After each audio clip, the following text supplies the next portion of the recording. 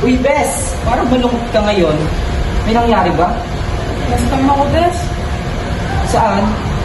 Dito sa Gmail, may nagsan sa akin ng link, tapos pinindot ko, sinend ko yung password tsaka yung email ko. Pag pinindot ko, na-scam ako ng Check ko nga. The best, scam yan. Parang ano yan, yung phishing. Pero ano, sasamahan na lang kita, i-report na lang natin. Baka magawang kita.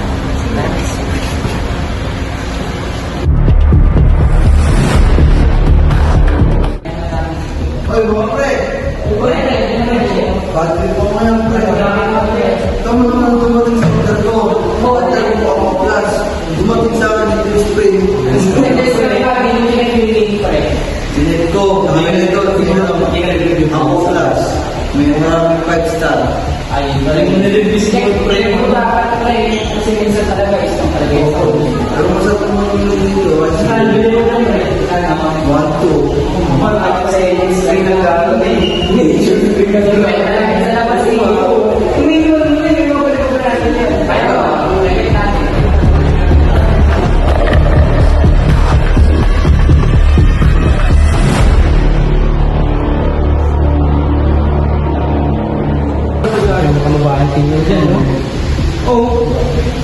2. First mo yung pre. Auto mo pre. Huwag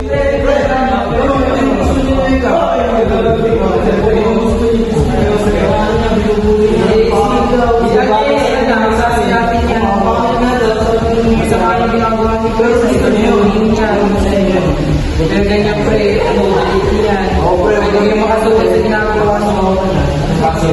Oo, masama yan, pre. Basta, pwede kayo makasulat yan.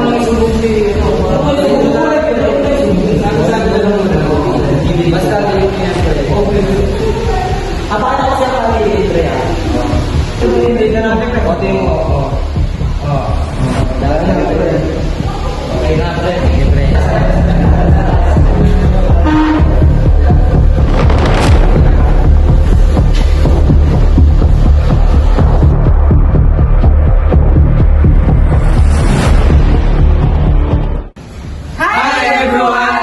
In today's digital world, everything is just one click away, including danger.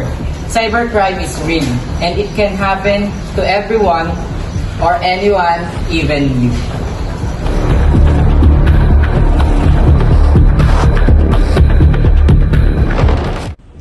Tip number 1. Use a strong password. Combine uppercase, lowercase, numbers, and symbols. Don't use obvious information like your birthday, pet names, or your name.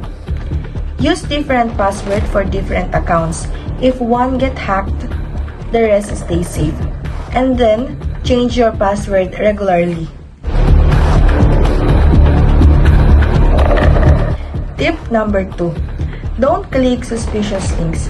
Ignore unexpected emails or messages asking for personal information. And then double check the sender's email address or website URL.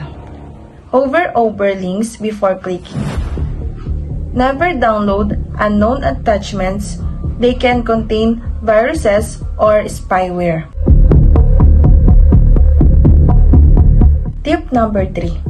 Keep social media private. Set your profiles into friends only or to private. Be selective when accepting friend requests. Check your privacy settings regularly. Don't share personal information in public posts or comments. And for the last, avoid sharing your location in real time. Wait until you are home before posting travel photos. For the last tip, tip number 4. Think before you click. Once it's online, it can be copied or shared forever. Even deleted photos can be saved by others. Avoid posting your address, contact number, or your daily routine. Protect your home and personal safety. Pause before you share. Be mindful of what you share about others too. Respect your friends' privacy and don't post without permission. Stop and verify. If you see shocking news or suspicious links, check reliable sources first.